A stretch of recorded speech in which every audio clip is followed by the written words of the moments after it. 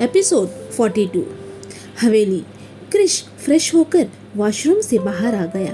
उसने normal pant और उसके ऊपर सिंपल एक टी शर्ट पहना हुआ था, लेकिन सिंपल कपड़े में भी वो काफ़ी हॉट लग रहा था।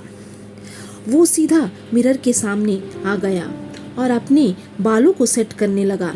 उसने मिरर से ही एक नज़र सोनल को देखा, जो पढ़ने में बहुत बिजी थी, लेकिन उसके बाल बार बार उसके चेहरे के सामने आ जा रही थी, जिससे सोनल परेशान हो रही थी। क्रिश उसे देखता ही रह गया और अपने दिल में कहा, कितनी प्यारी हो तुम सोनल।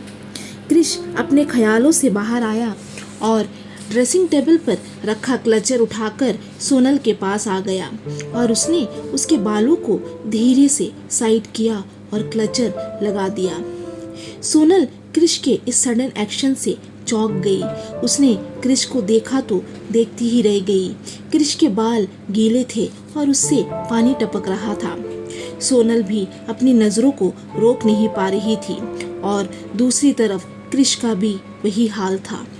दोनों के दिल में बहुत कुछ था, लेकिन किसी की भी हिम्मत नहीं हो रही थी कुछ बोलने की।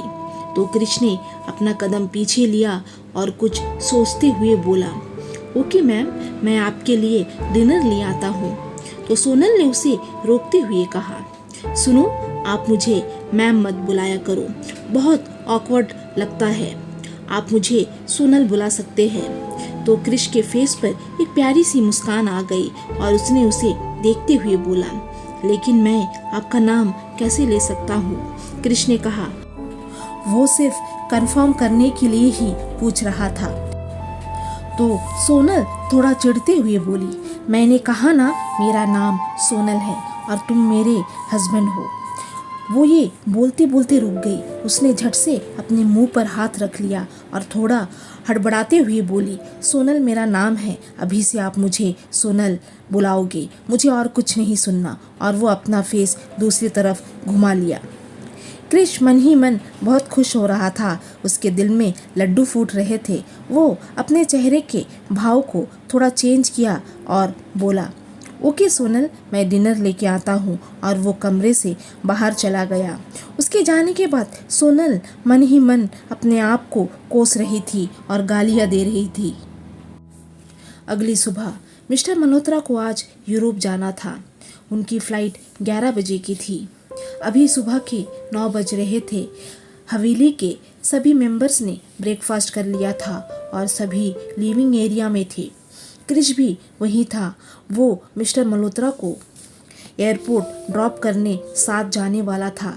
तो मिस्टर मल्होत्रा ने क्रिश को देखते हुए कहा, क्रिश, क्या सोनल सोकर उठ गई? तो क्रिश ने हाँ में सर हिलाया।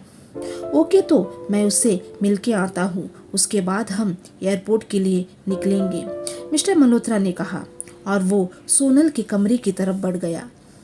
सोनल बालकनी में बैठकर बाहर का नज़ारा देख रही थी।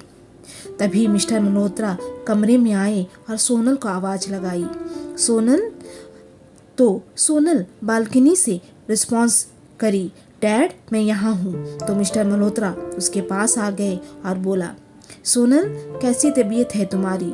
तो सोनल मुस्कुराते हुए बोली, ठीक है डैड, लेकिन आप कहाँ जा रहे हैं, ऑफिस? तो मिस्टर मल्होत्रा ने कहा, नहीं बेटा, मैं 5 दिनों के लिए यूरोप जा रहा हूँ। वो हमारी गोल्ड और प्लैटिनम का जो बिज़नेस है उसमें कुछ प्रॉब्लम आ रही है। इंडिया का ही कोई बिजनेसमैन है जो हमें चैलेंज कर रहा है, बस वही सिलसिले में मुझे जाना है। तो सोनल अपने डैड को देखते हुए बोली, क्या नाम है उस बिजनेसमैन का? तो मिस्टर मल्होत्रा ने कहा, कोई अभिनव ठाकुर है। सोनल को ये नाम कुछ जाना पहचाना सा लग रहा था।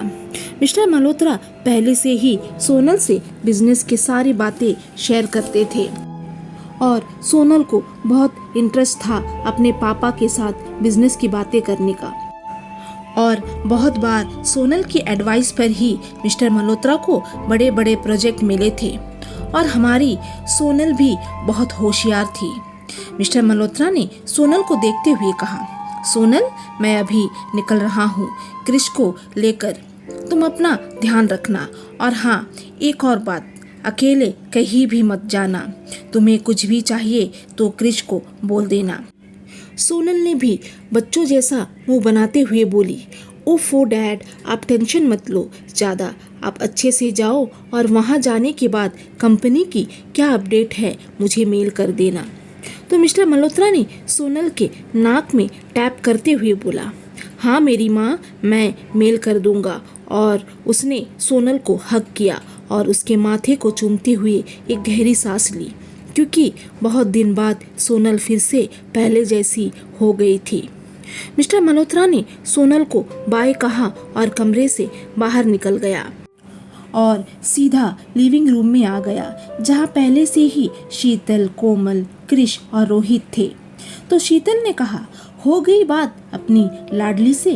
तो मिस्टर मल्होत्रा ने कहा, हाँ हो गई, अब मैं चलता हूँ।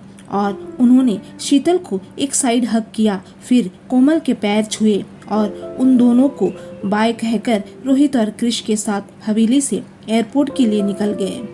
उनके कार के आगे और पीछे गार्ड्स की कार जा रही थी, उन्हें प्रोटेक्ट करते हुए, क्योंकि वो बहुत बड़े बिजनेसमैन थे और उनकी सुरक्षा के लिए तो ये सब बनता ही था ना। लगभग 15 मिनट में मिस्टर मल्होत्रा एयरपोर्ट पहुंच गए। उन्हें एयरपोर्ट अथॉरिटी ने एंट्रेंस में ही उनका फूल माला से स्वागत किया गया। क्रिश तो ये सब देखकर हैरान था।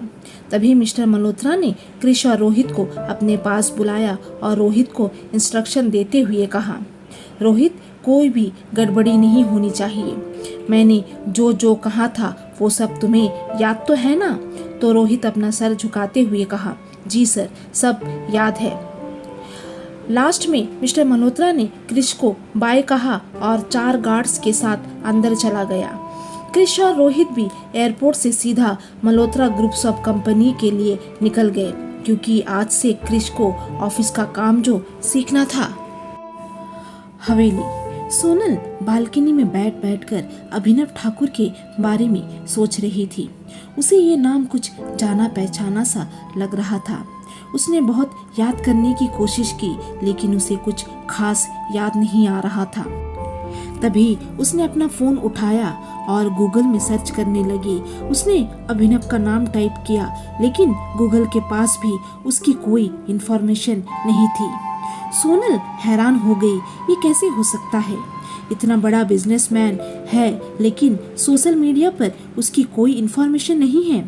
या तो ये आदमी बहुत सीधा है या कोई क्रिमिनल। इसके बारे में तो पता करना ही पड़ेगा। उसने तुरंत रोहित को कॉल किया। रोहित कार ड्राइव कर रहा था। जैसे ही सोनल का उसके फ़ोन पर कॉल आया तो वो हैरानी से फ़ोन को देखने लगा। क्रिश ने पूछा, किसका कॉल है? कार साइड पे पार्क कर और बात कर ले। तो रोहित मुंह बनाते हुए बोला, किसकी? तेरी बीवी का कॉल आया है, लेकिन वो मुझे कॉल क्यों कर रही है? तो क्रिश ने कहा, कुछ इमरजेंसी होगी तो बात तो कर। तो रोहित ने फ़ोन उठा लिया और हेलो कहा। तो सामने से एक प्यारी सी आवाज़ आई, हेलो रोहित, मुझे एक आदमी की पूरी डिटेल्स चाहिए 1 घंटे में। तो रोहित बोला, किसकी? तो सोनल ने अभिनव ठाकुर का नाम बोला और उसका बिजनेस कहाँ पर है, ये सारी बातें रोहित को बता दिया।